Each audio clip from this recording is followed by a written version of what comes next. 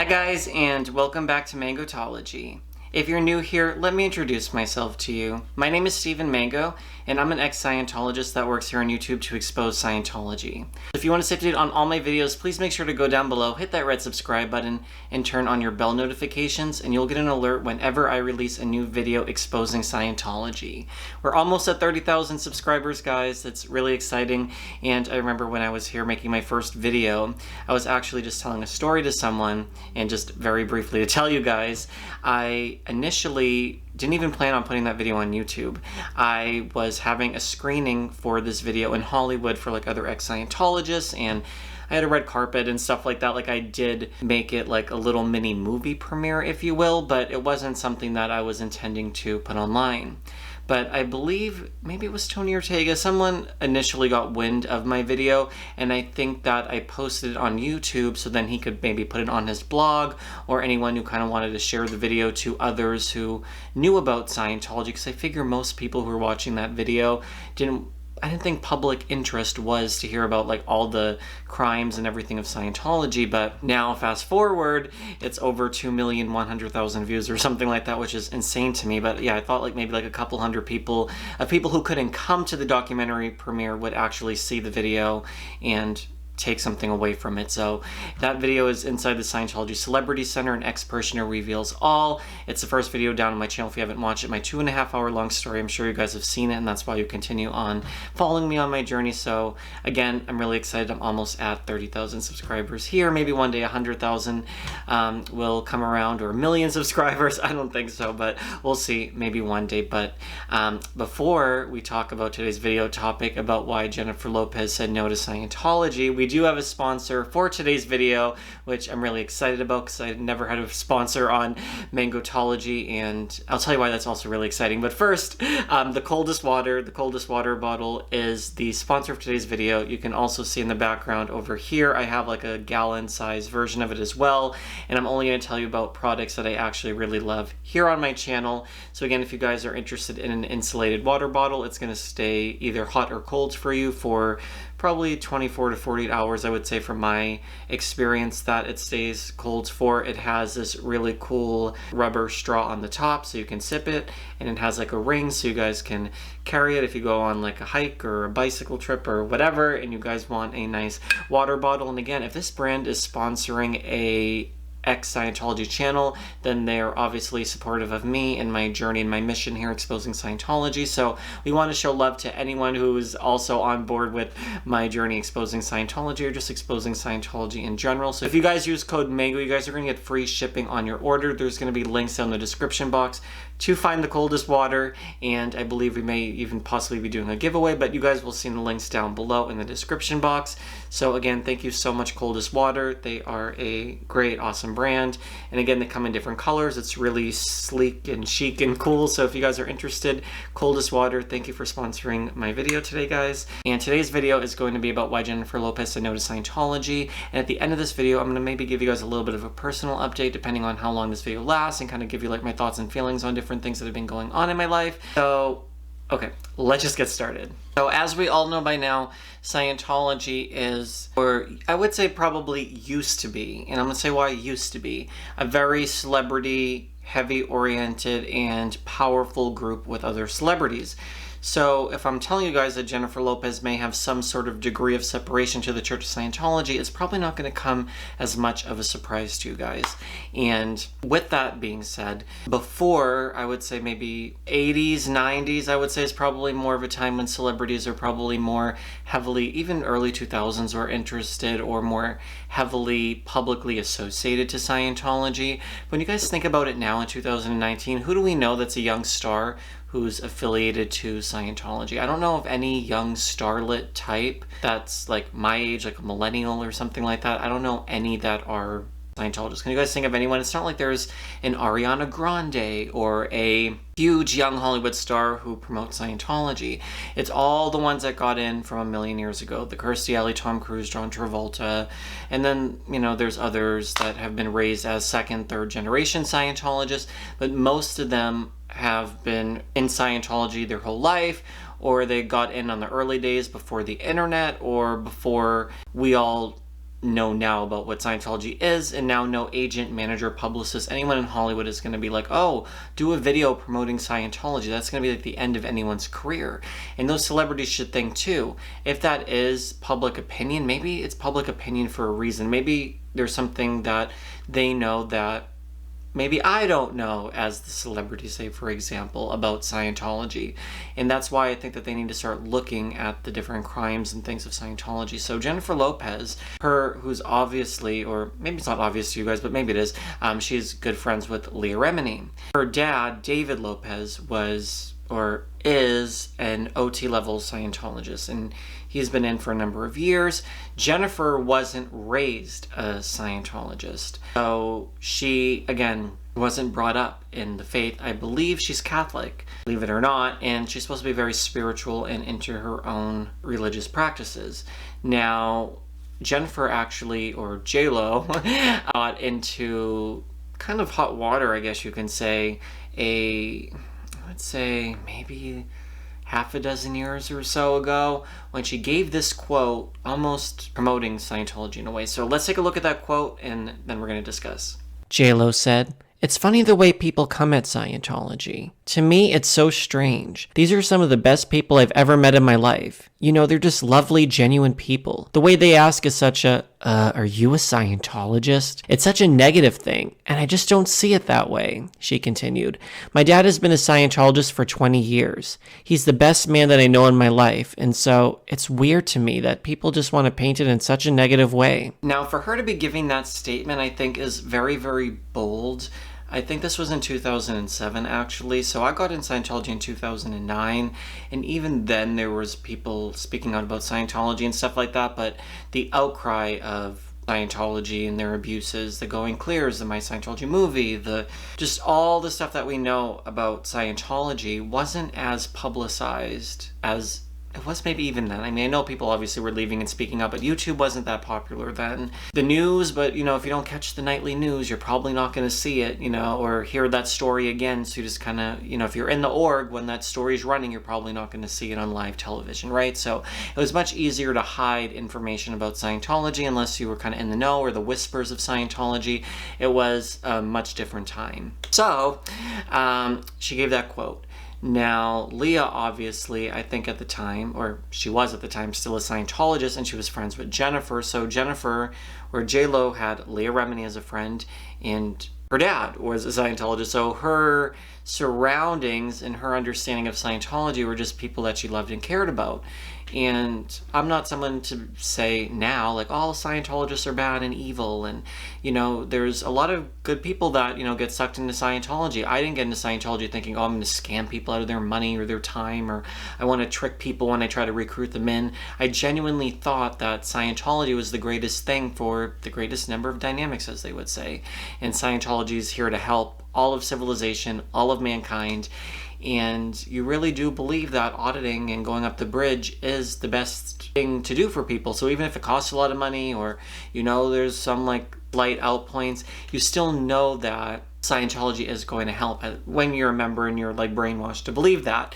So I think that, you know, she thought, hey, like, my dad's a Scientologist, I respect him. Leah's a Scientologist, respect her, but it's just not my faith. So now we're going to fast forward a little bit further into time, and we're going to take you to Tom Cruise's and Katie Holmes's wedding. Now, Leah knew Jennifer Lopez through Mark Anthony. Mark Anthony was with Jennifer Lopez. They divorced in 2014. But when J-Lo was with Mark Anthony, and Mark Anthony knew Leah, that was kind of like their in, so to speak, Tom Cruise and Katie wanting J-Lo and Mark Anthony to come to their wedding. So this wedding, again, I wasn't there. Obviously, I wasn't like some high-up Sea Org official like controlling Tom Cruise and Katie Holmes' wedding or something at the time. This isn't like my own personal insider information, but from all the reports and everything I know as a former Scientologist, this event was supposed to be like the event of the century. And not only just the event of the century, but it was supposed to be another one of these events that, kind of like what I've told you guys about before, that are supposed to, and I said this actually in my last video, I did a video about like the police and why they won't protect ex-Scientologists, and it's a very interesting video if you guys haven't seen it. But There are certain events in Scientology that they throw through the year, just whatever. They're like PR events, right? And this is kind of like a PR event where it's like a very glossy, nice image and supposed to showcase Scientology and Scientologists in the best possible light. David Miscavige is at the wedding and other Scientology officials, and it's supposed to show how Scientology isn't as bad as people think it is. So Leah was saying to Tom, like, why don't you guys invite J-Lo and Mark Anthony? And they were saying, well, yeah, that's why we're asking you to invite J-Lo and Mark Anthony, because we don't really know them that well. And it's like, well, why do you want them at the wedding? But again, the reason why they wanted to be at the wedding was because they were trying to get J-Lo into the Church of Scientology, obviously because their dad was a Scientologist, and probably thought it'd be a way for them to get to J-Lo. Now, I'll read to you some of like the news articles about it briefly, like it's not a huge article or anything like that, but basically, before I get into that, the point of it is that at the actual wedding, they were trying to extract Leah from J-Lo and vice versa, and they were trying to kind of get their hands on J-Lo, and that was kind of like their intention with like tables, seating, and arrangements and everything, was to try to do that. Now, also at the wedding, what they were doing were trying to get photos of these different celebrities at the wedding to try to use them in Scientology promotional materials to say, look, they're Scientologists, or they're at Scientology events, or they're, again, the sort of image what they would do to show someone like me and say, look at J-Lo, look at Mark Anthony, look at all these people at the Tom Cruise wedding, and they're all, you know, if Scientology was a secretive, crazy cult, like these big stars wouldn't be associated to it. That's exactly how Scientology kind of ropes in other people, because you think and you look at it and you say, well, yeah, look, Tom Cruise and all these big stars, and they're all at this big wedding, and they're all, you know, sipping the Scientology Kool-Aid, like, it must taste good, it must not be as bad. And when you're having like really bad, horrible things happen to you, you justify it and say, well, they're all doing Scientology, right? They're all happy, or it can't be that bad, or it's maybe just me, and you turn the tables and you blame yourself. And it's a very complicated mindset, and it's something I do want to make further videos to kind of tell you guys more about. But anyways, let's kind of read Leah's quotes and what Leah said from her own mouth about the situation, and then we'll carry on with the video. The first article says, Remini describes Lopez and her ex-husband Mark Anthony as close friends. She first discusses her relationship with the couple in the context of Tom Cruise and Katie Holmes' wedding. Tom then asks if we wanted to invite our friends Jennifer Lopez and Mark Anthony to the wedding. Don't you think you guys should? I asked, confused. Well, we don't really know them that well, Katie said. Right, I thought, exactly my point, and you want to invite them to the wedding? The second article says, the trouble began for Remini at Cruise's 2006 wedding to Katie Holmes in Italy, where Miscavige served as best man. Remini not only kept asking attendees why Miscavige's wife Shelley was noticeably absent from the ceremony, she has not been seen publicly since 2007, but also alleges that the church officials attempted at multiple points throughout to separate her from her pal Jennifer Lopez, whom she'd been pressured to invite by the church. They were trying to extract me, Remini told 2020. I could only assume because they wanted to make Jennifer a Scientologist. Maybe I was barring that road for them, the third article says. The church, in a very calculating way, could point to this photo or that photo and say Posh and Bex or Jennifer Lopez and Mark Anthony are associating themselves with this wedding, and therefore with Scientology. It was a smart way of legitimizing the church to the public in an attempt in recovering from the bad PR of recent years. Now, after the wedding, after all of that sort of stuff happened, obviously J-Lo didn't become a full-fledged Scientologist. And she did say no to Scientology, obviously, because she does have these other people in her life who are Scientologists. So what happened was, and I'm going to read Leah's quote from her news story and explain, like, Jennifer's religious preferences and how she kind of stayed away from Scientology, but we're also, right after that, going to be looking at a quote about the disconnection policy and how Leah and Jennifer were able to remain friends, even though obviously Leah's dad's a Scientologist and Leah left Scientology, and there's all that complicated dynamic. So let's show you those quotes and then we'll talk. This article says, and Remini, who met Lopez through her former partner Mark Anthony, contends that despite the church's best efforts, Lopez saw right through the cult. I didn't save her from anything. Jennifer is a very strong-minded female and is a seeker of spirituality. She's Catholic, always has been, and her father is a very indoctrinated Scientologist, and has been for quite a long time. He's achieved the confidential levels of Scientology, but Jennifer makes her own decisions, Remini explains. Yes, I did run interference, but she disagreed with the disconnection policy, so she wasn't wasn't going to submit to any pressures from anybody regardless, and she was a really good friend to me through all that. The next article says, Lopez was a shoulder Remini could lean on once she left Scientology. She revealed what her good friend said to her at the time. Remini told Access Hollywood. Lopez said, "You know, Leah, you don't have to give everything up. It's okay to look at it as something there were things about it that were helpful and just leave the rest. So don't throw it all away or think your life is wasted." Okay, so again, guys, we know that celebrities get a much different treatment in Scientology than the average everyday person. It's not a big surprise or shock that that's how things go. So it's publicly known that when you're a celebrity and you're a Scientologist and a non-Scientologist, they can still sometimes talk and have relationships, and like there's the disconnection rules and other Scientology rules don't always apply to all the celebrities. Some of them are very heavily more enforced, like Jenna Elfman, and there's some other ones, Nancy Cartwright, and they're much more like the die-hard. They do everything by the Scientology book, so to speak, and what L. Ron Hubbard wants, and that's how they live their life. Versus there's sometimes like newer celebrities or other sort of rules and stuff like that, and they don't really enforce it to the strongest extent because the Scientology celebrities are promoting Scientology to the world, so they get kind of like a free pass if they're willing to do that for Scientology. So I think it's actually great that Jennifer and Leah were still able to be friends. The dad didn't get in the way. I just do think it's very sad. If I have some of the article or anything, I will talk about it or I'll place it in here. But I just think it's interesting that Jennifer's dad did a interview, I believe was Radar Online, and talked about how like he basically like went bankrupt and had to sell his house, but he's still a Scientologist and he gave like hundreds of thousands of dollars, and it's just really sad that they still milk people dry. It doesn't matter if you're famous, not famous, you're associated with someone who is or not or whatever, but just a church. When I sit here and I think about it, when I do these videos, I don't have a script, guys, or anything like that, and I just sit here and I talk to you and I think about it, it's just so wild to me that a church thinks that it's okay to drain people so they can become bigger and more powerful, but leave all their believers and their adherents bankrupt, broke, spiritually devoid of anything, because you think you're going to a church to get more higher spiritual enlightenment. But then you end up going there and you end up in a worse place than when you started in a different way. You know, you end up just, think of the Scientologists who reach OT8. They give all their money, all their time, their thoughts are controlled, their mail is controlled, who they associate to, all their business partner, friends, family members, what they do with their time, their thoughts are monitored obviously in these auditing sessions, and their lives are so heavily controlled and guarded that they give up everything and devote every morsel of their being to Scientology for the purpose of being spiritually enlightened. But what happens is it ruins your life in like almost every other area. It's like, how are you, you're almost better off being someone who knows absolutely nothing about Scientology. Yes, there's some morsels of it that are helpful and could benefit your life. I'll say that as an ex-Scientologist, but to what extent, It's like, to what degree are you willing to ruin your life and your mind and everything for dozens of years? I was in 2009 for 4 years, and now in 2019, even though I'm much better, I still suffer a lot of residual effects of this group. So it's like, it's not getting you to where you want to be.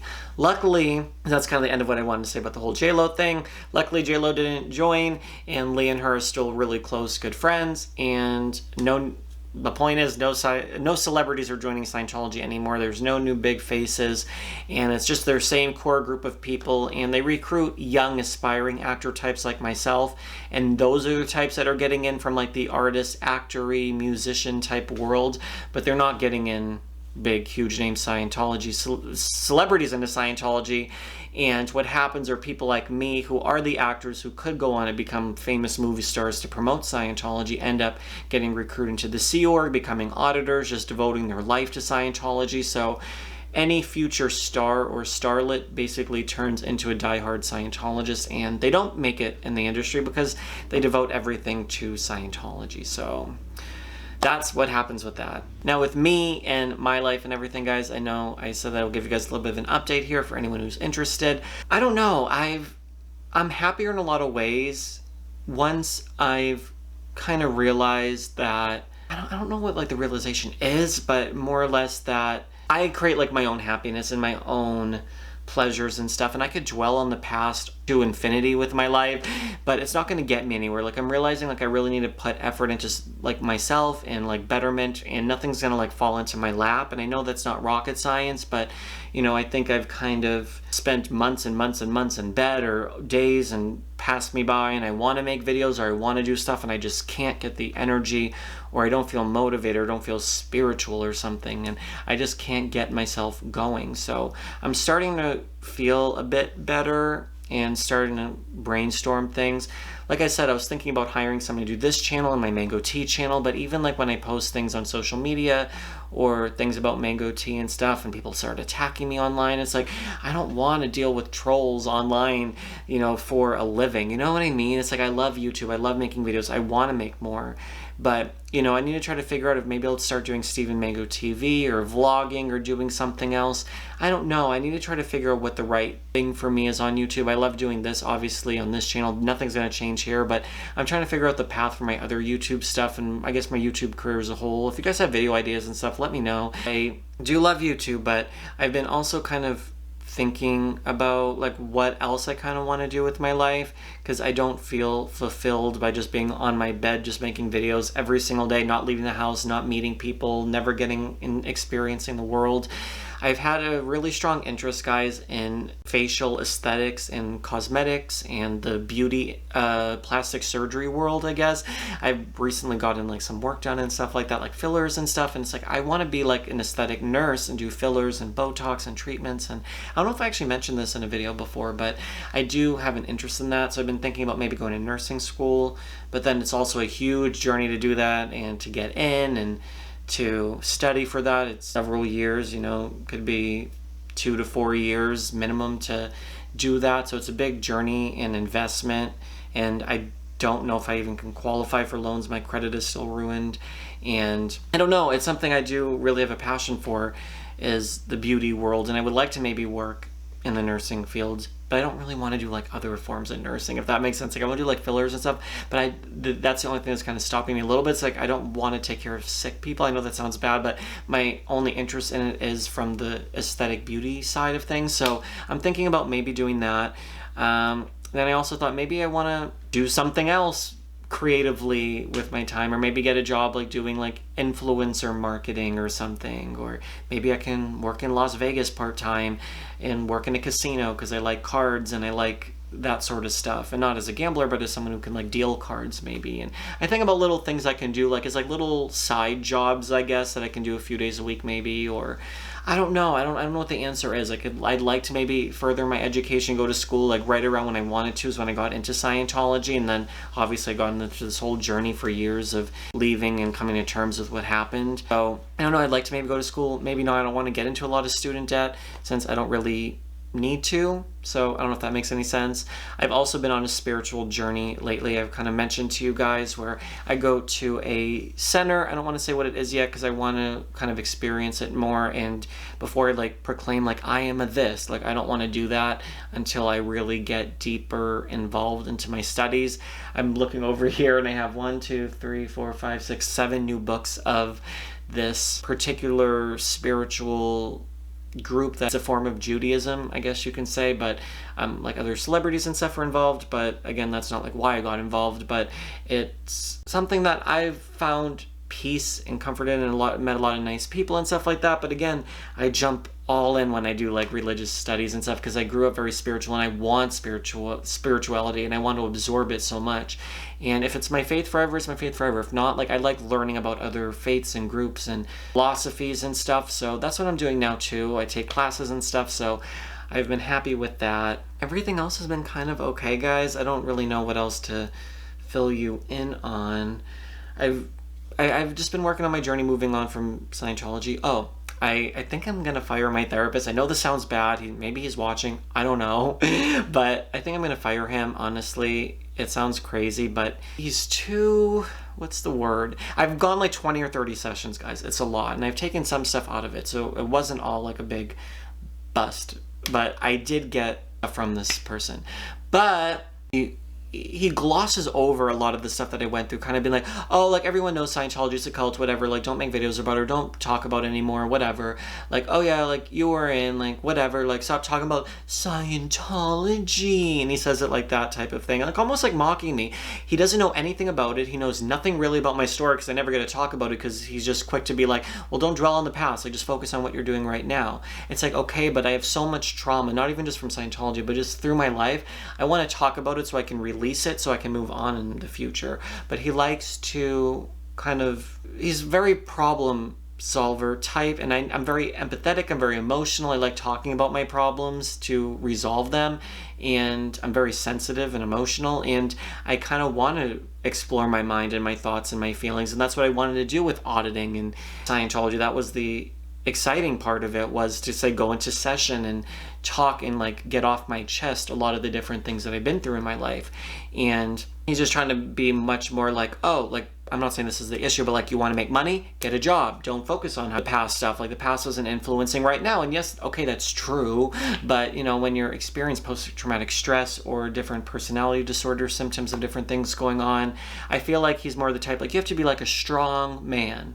Okay, I could be a strong man, but how? Like you're not giving me the tools to do that. Like tell me how to be this strong, interdependent man, or like whatever, like being able to be, you know, a person who's not like a victim to their situation. I know it's not good to be in like a victim mindset, for example, right? But if you're not giving me tools on how to move on in my life, I'm still going to be stuck into different things that are kind of holding me in that sort of situation, right? So I hate to say that, like I want to be in therapy, and I used to think, or I was thinking, like it's better to have one therapist who's okay than someone who's, you know, than not have any therapist. But it's like, why go? And I feel upset every single time I go now. I leave and I feel more upset. It's like, it's not doing me any service at this point. Like I'm kind of realizing like certain things I am implementing in my life, whatever. But for example, like I have crippling social anxiety, and you guys might not know that because I can talk so easily to a camera, but I'm alone in my room. I don't have any social interaction with people, right? I never leave my house unless it's with my husband. We go to dinner or something, but I don't know how to talk to other people. Like even around my own age, I don't know what people are interested in. I feel very judged. I'm very shy and quiet and anxious, and I get panic attacks, and like I can talk to someone and be like, okay, cool. Like I just don't know what to say to people. Like I know people say like ask a lot of questions, but I don't know what questions to even ask. Like I'm just like very, very awkward and shy and quiet unless I really know the person, or if I'm very, very comfortable. But just to be like, okay, go to a meetup and go meet dozens of people. Okay, but if I'm telling you, like I can't even talk to someone without like sweating and like on the verge of tears because I feel so judged or something, right? Because I have severe anxiety issues. Wouldn't it be good to like give me tools or help me with that? It's like, well, unless you go out and meet people socially, you're not gonna be able to do it. Okay, but I'm telling you, even when I do have that mentality and I try to go in a social setting, like I get so scared I have to leave, or I can't talk to anyone. Like I need help with that. Like what tools can I do to get that? Like you guys know what I'm trying to say. But it's just, it's like frustrating because it's like I'm trying to pull it out of him, like to help me. It's like, I don't know if he's just trying to drag me on. Like this is our journey in therapy, is to become a strong man, and we're gonna be doing DBT and CBT and this therapy and that therapy, whatever. It's like, okay, after 20 or 30 sessions and we haven't even gone into that to figure out like how to help me, or if I'm experiencing something, like you're not giving me much more, right? And Scientology was a huge aspect of my life, and I'm going to say it still is, because I do these videos and I help people, and I'm an activist, and I'm someone who works to help people leave Scientology, right? And it's like you're not going to want to take that up with me at all in therapy. You want to say, leave that all in the past. We're just going to focus on this present moment. But to me, it's something like, I don't want to start all over again and start, but I need someone who's good maybe with like cult recovery stuff. And people will always say, well, call this therapist in Encino, California, or this one. It's like, I've seen that person. You know what I mean? It's like, I'm looking for another therapist. This is a male gay therapist that I saw. This isn't the cult recovery specialist one, but anyways, guys, my landscapers are here, as you guys can probably hear, so I'm probably not going to be able to ramble much more for you guys. But if you like these videos, please make sure to comment down below, subscribe, turn on your bell notifications, like, blah, blah, blah. You guys know what to do. I love you guys. Have a great weekend. I love hearing from you guys, like I said, in the comments. If you guys have more video ideas, if you have more suggestions, ideas, and stuff, you guys are on this journey with me, so I love hearing from you guys and what you guys have to say. Follow me on social media at Steven Mango if you want to follow and keep up with my life more while I'm not on YouTube. You guys can follow me on social media. Thank you so much for watching, guys. I love you all, and I'll see you in my next video. Bye, guys.